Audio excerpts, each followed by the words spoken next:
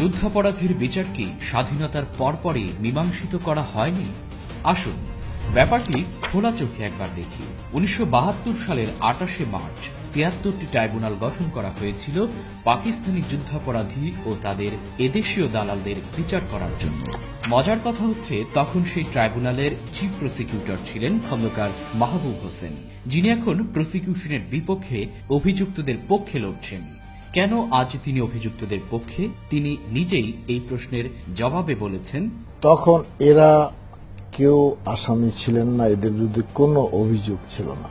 ১৯৭২ সালেই যুদ্ধাপরাধী ও তাদের এদেশীয় দালালদের তালিকা করা হয়। গ্রেপ্তার করা হয় পাকিস্তান সেনাবাহিনীর ১৯৫ জন যুদ্ধাপরাধী অফিসারকে এবং তাদের সহায়তাকারী ৩৭,৪৭১ জন এদেশীয় দালালকে।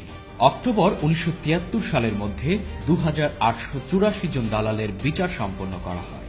তাদের মধ্যে ৭৫০ জনকে বিভিন্ন ধরনের সাজা দেওয়া হয়, যেমন রাজাকার চিকন আলী ও মফিজুর রহমান ওরফে চান মিয়াকে মৃত্যুদণ্ড দেওয়া হয় এবং সাদ আহমদ, মোখলেসুর রহমান খোকা মিয়া, মশিউর রহমান লাল মিয়া, মাওলানা ইসহাক সহ আরও অনেককে যাবজ্জীবন কারাদণ্ড দেওয়া হয়। সেই তালিকাতে আরও ছিলেন নুরুল ইসলাম, খান এ সবুর, শাহ আজিজুর রহমান, খাজা খায়রুদ্দিন, মাহমুদ আলী এবং আওয়ামী লীগ নেতা ওবায়দুল্লাহ মজুমদার সহ বিখ্যাত রাজনৈতিক নেতাদের নাম।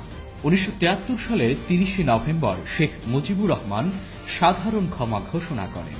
তবে হত্যা, ধর্ষণ, অগ্নিসংযোগ বা লুটের সাথে জড়িত থাকার প্রমাণ পাওয়া গেলে তাদের বিচারের জন্য দালাল আইনটি বহাল রাখা হয়। পরের ২ বছরে এই আইনে আর কোনো অভিযোগ না আসাতে ১৯৭৫ সালের ৩১শে ডিসেম্বর আইনটি তুলে নেওয়া হয়।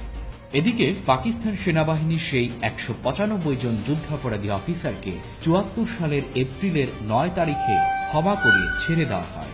তখন বঙ্গবন্ধু বলেন, পিপুল of Bangladesh know how to forgive and forget. এভাবেই সেদিন মীমাংসিত হয়ে গিয়েছিল যুদ্ধাপরাধী এবং দালালদের বিচার। প্রশ্ন আসতেই পারে, কেন সাধারণ ক্ষমা ঘোষণা করা হলো? এর উত্তরে শেখ মুজিব বলেছিলেন, আমি কার বিচার করব? আমার চাচা শেখ মোশাররফ হোসেনই তো শান্তি কমিটির লোক, সে এখন জেলে। তিনি আরও বলেছিলেন, এ বিচারকে দীর্ঘায়িত করলে তা জাতিকে বিভক্ত করবে এবং সংঘাত চলতেই থাকবে।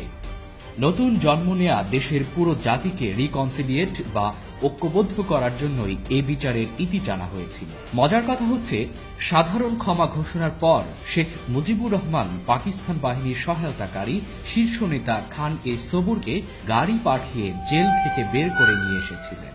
১ অক্টোবর ১৯৭৪ সালে ইউএস প্রেসিডেন্ট জেরাল্ডো ফোর্ডকে শেখ মুজিব বলেছিলেন, আমরা আমাদের সাধ্যমতো পাকিস্তানের সঙ্গে বন্ধুত্ব গড়তে চেষ্টা করছি। যদিও লক্ষাধিক মানুষ নিহত হয়েছে, জেলে গিয়েছে, হারিয়ে গেছে, তবুও আমরা অতীত ভুলে যেতে চাই। আমরা পাকিস্তানি যুদ্ধবন্দী এবং ১৯৫ জন যুদ্ধাপরাধীকে ফিরিয়ে দিয়েছি। এখন প্রশ্ন হচ্ছে, মীমাংসিত হয়ে যাওয়া এই বিষয়টিকে কেন আবার ৪৫ বছর পর টেনে আনা হলো? সেটা বুঝতে হলে লক্ষ্য করতে হবে বাংলাদেশের সাম্প্রতিক রাজনীতি। চরমপন্থী অপরাজনীতির একটি চরিত্র হচ্ছে ইতিহাসের বিতর্কিত বিষয়কে টেনে এনে জাতিকে বিভক্ত করে মানুষে মানুষে ঘৃণা ও বিদ্বেষ ছড়িয়ে ক্ষমতা দখল করা বা ক্ষমতায় টিকে থাকা, যেমনটি করেছিলেন ভারতের বিজেপি এবং শিবসেনারা। তারা টেনে এনেছিলেন ইতিহাসে মীমাংসিত বাবরি মসজিদ বিতর্ক এবং এই অপরাজনীতিতে বিজেপির সফলতা দেখেই আওয়ামী লীগ আজ টেনে এনেছে ইতিহাসে মীমাংসিত যুদ্ধাপরাধী বিতর্ক।